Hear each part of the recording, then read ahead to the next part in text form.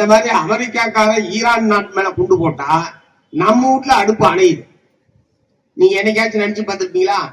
அங்க நடக்கிற சண்டைக்கு இங்க அடுப்பு அணைஞ்சு போயிரும்னு. ஆனால் துரதிருஷ்டவசமாக கம்யூனிஸ்டுகளை தவிர ஏகாதிபத்தி என்ற வார்த்தையை மற்ற கட்சிக்கு வாயிலே வராது. மற்ற கட்சி தலைவர்கள் யாருக்கும் வாயிலே வராது. திமுகவில் யாராவது ஏகாதிபத்தியம் பேசுறாங்களா? அண்ணா திமுகவில் எப்பயாவது ஏகாதிபத்தியம் பேசியிருக்காங்களா? தெரியாது அவங்களுக்கு. அவங்களுக்கு தெரிஞ்சது கூட இங்க 2 பேத்துக்குள்ள பேசிக்கிறது மட்டும்தான் தெரியும்.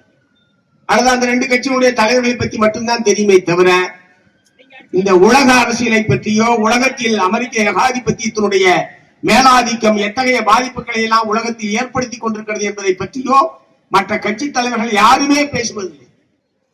மக்கள் கஷ்டப்பட்டுக்கிட்டே இருக்கணும். மக்களுக்கு லாபம் வர மாதிரி ஒரு காரியத்தை செய்ய மாட்டான் இப்ப இருக்கிற ஒன்றிய பிஜேபி அரசாங்கம். ஆகவேதான் சர்வதேச சந்தையில் விலை இவ்வளவு குறைந்ததற்கு பிறகும் அவர்கள் விலையை குறைக்க மறுக்கக்கூடிய ஒரு நிலைமையை நாம் பார்த்துக் கொண்டிருக்கிறோம். இந்த மகாத்மா காந்தி தேசிய வேலை உறுதி சட்டம் இந்த இன்னைக்கு என்ன தேதி 20, 30ஆம் தேதியோடு அந்த சட்டத்துக்கு சமாதி கட்ட போகிறார். ஆமா, அன்னையோட பதிக்க போறாங்க. ஜூலை மாசம் 1ஆம் தேதியிலிருந்து புதிய திட்டம் நடைமுறைக்கு வர இருக்கிறது.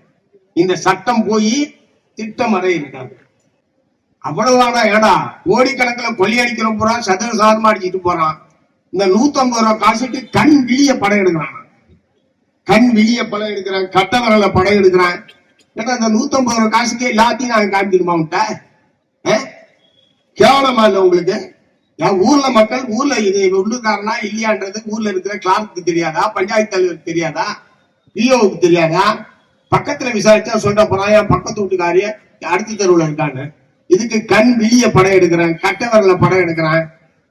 அது நெட்டு வேலை செய்ய மாட்டேங்குது, நட்டு வேலை செய்ய மாட்டேங்குது அப்படின்னு சொல்லிட்டு ஆகவே அன்னைக்கு பூரா வேலை இல்ல, நெட்டு இல்ல, ஆகவே உனக்கு வேலை இல்ல.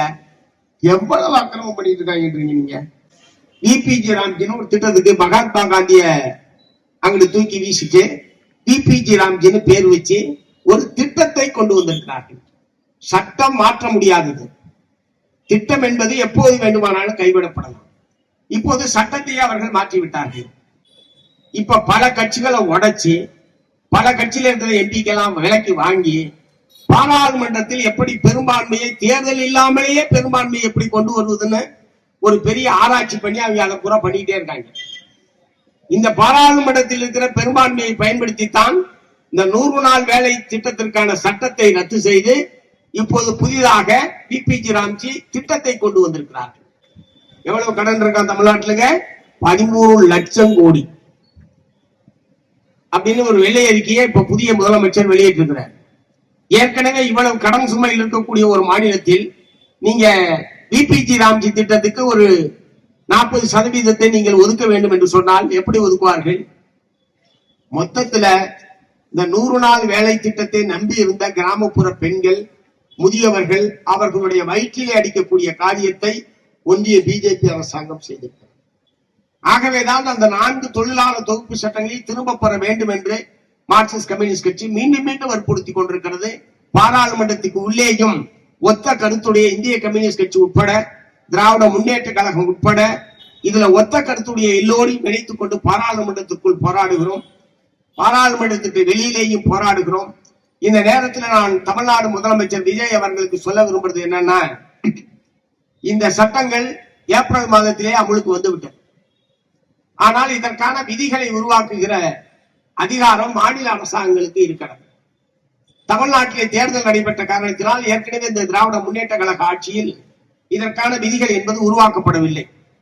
இப்போதுதான் விதிகள் உருவாக்கப்பட வேண்டிய தேவை என்பது வந்திருக்கிறது. ஆகவே தொழிலாளர் தொகுப்பு சட்டங்களுக்கான விதிகளை உருவாக்குகிற அந்த பணியை மேற்கொள்ளுகிற போது தமிழ்நாட்டில் உள்ள அனைத்து தொழிற்சங்க தலைவர்களையும் அழைத்து பேசி அவர்களுடைய ஆலோசனையை பெற்று தமிழக தொழிலாளர்களுடைய உரிமைகளை பாதுகாக்கக்கூடிய வகையில் அந்த விதிகள் உருவாக்கப்பட வேண்டுமே தவிர ஒன்றிய பிஜேபி அரசாங்கத்தை போல ஏற்கனவே போராடி பெற்ற உரிமைகளை பறிக்கக்கூடிய வகையில் தமிழ்நாடு அரசாங்கம் தொழிலாளர் சட்டத்திற்கான விதிகளை உருவாக்க கூடாது. ஆனால் நேற்றைய தினம் தமிழக சட்டப்பேரவையில் காவிரியின் குறுக்கே மேகதாட்டு அணை கட்டுவது சம்பந்தமாக கட்டக்கூடாது என்று வற்புறுத்தி ஒரு சட்டப்பேரவையில் ஒரு தீர்மானம் நிறைவேற்றப்பட்டிருக்கிறது. இன்றைய தினம் பத்திரிகையில் பார்த்திருப்பீர்கள்.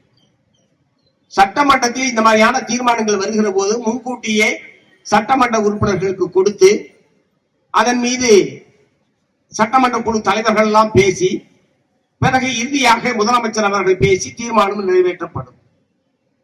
நேற்றைய தினம் என்ன நடந்திருக்கிறது என்றால், அரசாங்கம் கொடுத்த தீர்மானத்திற்கு மாறாக அரசாங்கம் ஒரு தீர்மானத்தை கொடுத்திருக்கிறது.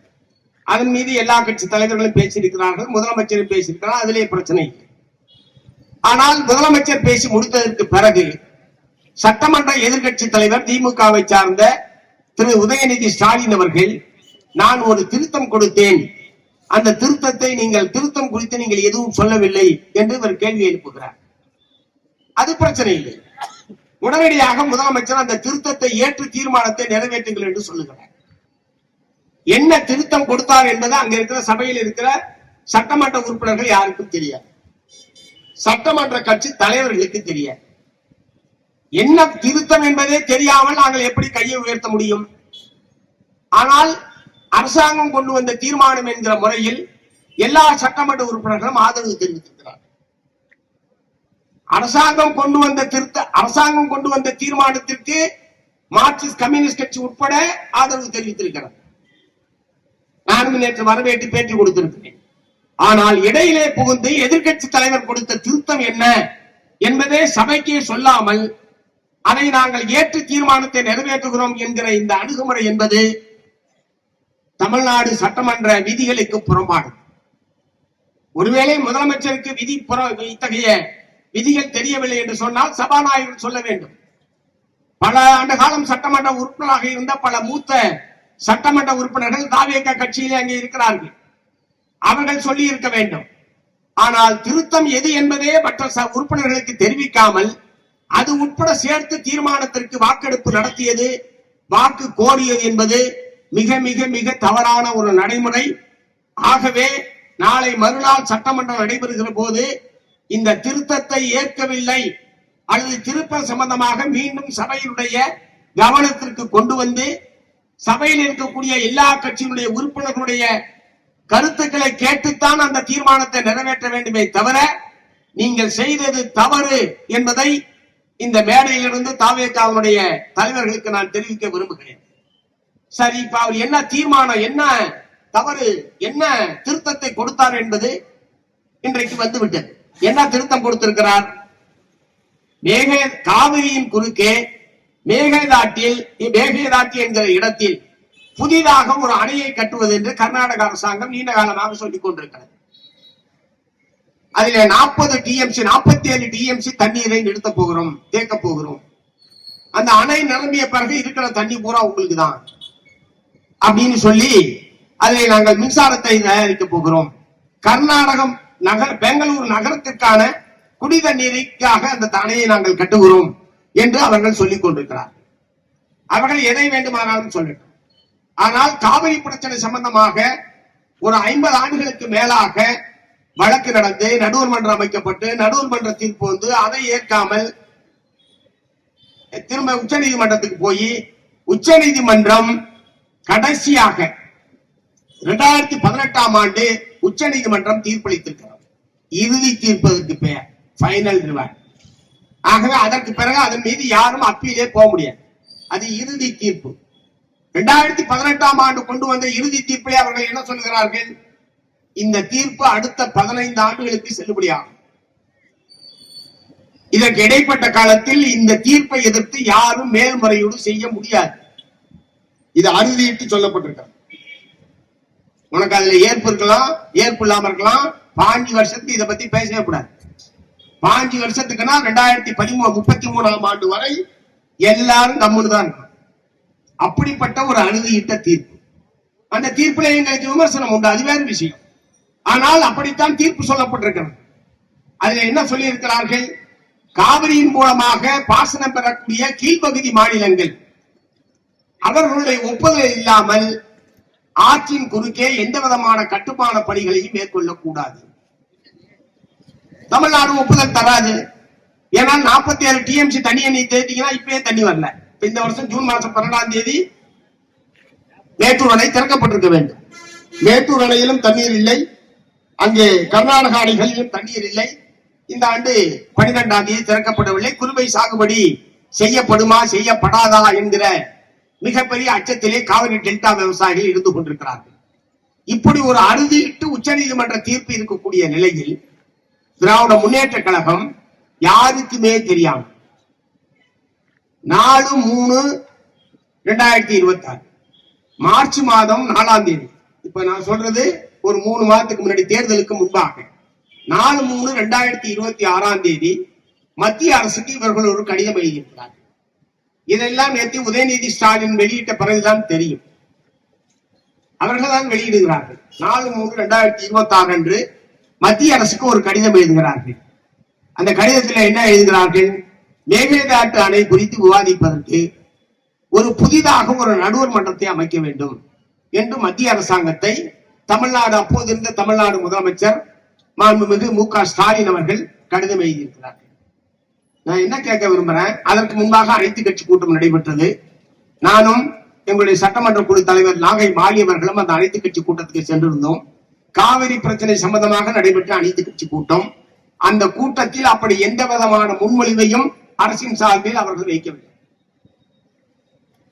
அனைத்து கட்சி கூட்டத்தினுடைய நிறைவாக உரையாற்றிய அப்போதைய முதலமைச்சர் மு க ஸ்டாலின் அவர்களும் இத்தகைய எந்த யோசனையையும் அந்த கூட்டத்தில் தெரிவிக்கவில்லை.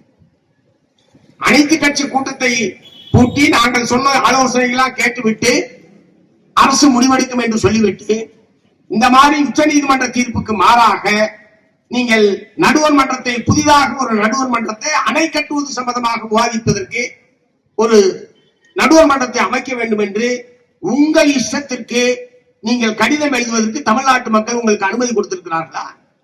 அதிகாரம் கொடுத்திருக்கிறார்களா? அப்படி என்றால் எதற்காக அனைத்து கட்சி கூட்டத்தை நடத்த வேண்டும்? எங்களை எல்லாம் அழைத்து எதற்காக கருத்து கேட்க வேண்டும்? ஒருவேளை உங்களுக்கு அப்படி ஒரு யோசனை இருக்கிறது என்றால் அந்த கூட்டத்திலே நீங்கள் தெரிவித்திருக்கலாம், அரசு இப்படி கருதுகிறது என்று.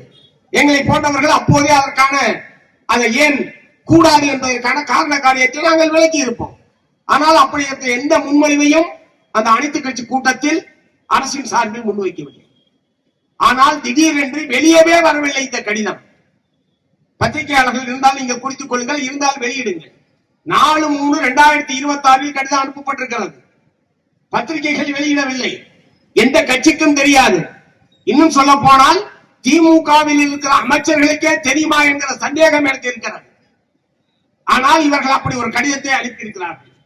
இதைத்தான் நேற்று குறிப்பிட்டு எதிர்கட்சி தலைவர் உதயநிதி ஸ்டாலின் அவர்கள் இந்த திருத்தத்தை ஏற்க வேண்டும் என்று சொல்லி இதனுடைய விளைவுகள் என்ன என்பதை தெரியாமல் தமிழ்நாடு இப்போதைய முதலமைச்சர் விஜய் அவர்கள் அந்த திருத்தத்தை நாங்கள் ஏற்றுக்கிறோம் சொல்லி தீர்மானம் ஏகமனதாக நிறைவேற்றப்பட்டதாக இன்றைக்கு பத்திரிகையிலே செய்தி வந்திருக்கிறது. நீங்கள் புதியவர்கள், அரசியல் அனுபவம் இல்லாதவர்கள், புதிதாக ஆட்சிக்கு வந்திருக்கிறீர்கள். இது எல்லாவற்றையும் நாங்கள் உணர்ந்திருக்கிறோம். அப்படி என்றால் அதற்குரிய நிதானம் உங்களுக்கு தேவை. இது போன்ற நீண்ட காவிரி போன்ற தமிழ்நாட்டு மக்களுடைய உணர்வோடு சம்பந்தப்பட்ட இத்தகைய பிரச்சனைகளில், நீண்ட வரலாறு கொண்ட காவிரி வழக்கு போன்ற பிரச்சனைகளில் நீங்கள் நிதானமாக அணுக வேண்டும். எடுத்தேன் கவிழ்த்தேன் என்று எதிர்கட்சி தலைவர் சொல்வதற்காக உடனே நீங்கள் எந்த அடிப்படையை ஏற்றுக்கொண்டீர்கள்? வழக்கறிஞர்களை கலந்து பேசினீர்களா? அதற்கென்று ஒரு துறை செயலாளர் இருக்காரு, அவரை கேட்டீர்களா? அல்லது ஏற்கனவே அதற்கென்று ஒரு குழு இங்க தமிழ்நாட்டில் செயல்பட்டுக் கொண்டிருக்கிறது, அவருடைய கருத்தை கேட்டீர்களா? எதிர்கட்சி தலைவர் சொன்னால் எதை வேண்டுமானாலும் கேட்டுக்கொள்வீர்களா? மிக மிக தவறான செயல்பாடு என்பதை தமிழ்நாடு முதலமைச்சருடைய கவனத்துக்கு நான் கொண்டு வர விரும்புகிறேன். ஏன் நேற்று நிறைவேற்றவில்லை என்றால் நாளைக்கு நிறைவேற்றுவது என்ன? குடிமொழி போகுது. இப்ப என்ன அணைய ஒரே நாள்ல அணைய கட்டிடுவான்? அவன் பூஜை தானே போட போறேன்னு சொல்லியிருக்கான். ஏன் இதற்கு இவ்வளவு அவசரம் காட்டுகிறீர்கள்? ஆகவே இதை ஒரு அனுபவமாக எடுத்துக்கொண்டு இனிமேல் இத்தகைய பிரச்சனைகள் வருகிற போது நிதானமாகவும் அதிகாரிகளையும் தேவைப்பட்டால் இதில் அனுபவம் பெற்றவர்களையும் கலந்து பேசிதான் நீங்கள் ஒரு முடிவுக்கு வர வேண்டுமே தவிர எடுத்தேன் கவிழ்த்தேன் என்று செயல்படுவது தமிழ்நாட்டினுடைய நலன்களுக்கு நீண்ட கால பாதிப்புகளை ஏற்படுத்தக்கூடிய ஒன்றாக இது அமையும் என்று நான் எச்சரிக்கை செய்ய விரும்புகிறேன்.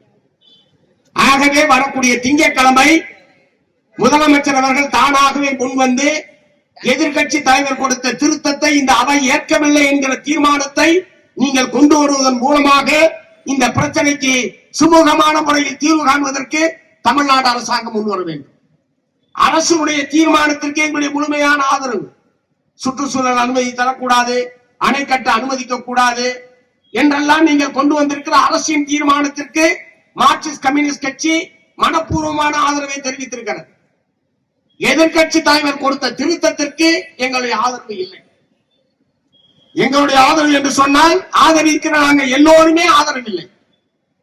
ஆகவே ஒரு தவறு நிகழ்ந்து விட்டது என்கிற முறையில் திங்கட்கிழமை காலை அவை கூடியவுடன் தானாக முன்வந்து திருத்தத்தை நாங்கள் திரும்ப பெறுகிறோம் என்கிற தீர்மானத்தை நிறைவேற்றுவதன் மூலமாக உச்ச நீதிமன்றம் அளித்த இறுதி தீர்ப்பின் அடிப்படையில் தமிழ்நாடு அரசாங்கம் அந்த தீர்ப்பை அமல்படுத்த வேண்டும் என்பதைத்தான் மத்திய அரசாங்கத்தை வலியுறுத்துகிறதை தவிர வேற எந்த விதமான நிகழ்வுக்கும் இடமில்லை என்கிற உறுதியான நிலைப்பாட்டை தமிழ்நாடு அரசாங்கம் மேற்கொள்ள வேண்டும் என்று இந்த சந்தர்ப்பத்தில் நான் கேட்டுக்கொள்ள விரும்புகிறேன்.